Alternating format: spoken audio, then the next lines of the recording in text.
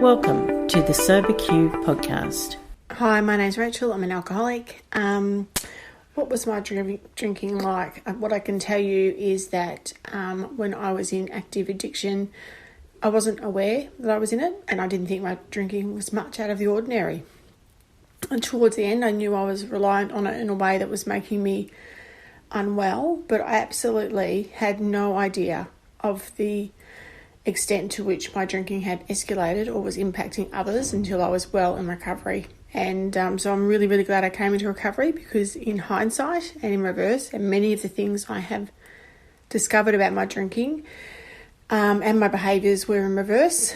My drinking was having a horrific impact on pretty much everyone I was engaged with in any manner. My kids, the school community of my kids, my relationship with my ex-partner, family, friends. I wasn't present, I wasn't available, I was drinking at times when it's not socially acceptable. I was drinking at limits that are far from socially acceptable. I was stockpiling, I was hiding, but I was in such a bad place. I did not have the bandwidth in my headspace to even accept the level of my drinking and where it was going, So I think that for those of you who see the consequences but can't really get perspective on where your drinking's at, it for me was more of a gut instinct that life was about to implode, that constant, absolutely unrelenting feeling of foreboding and the feeling of feeling restless, irritable and discontent. They were the things that got me, got my back really up against the wall, and then my drinking, as I tried to wash those around, just escalated. So, once I was in recovery, that program and the escalation point for me was pretty bad and pretty dangerous, but it also was very abrupt and very quick. So for a long time, not many people had commented on my drinking apart from my partner. At the time, it was a weapon of warfare for us, though. So again, I could rationalise away that he was just having another go and finding another way to have another thing to say about another thing that he didn't like about me.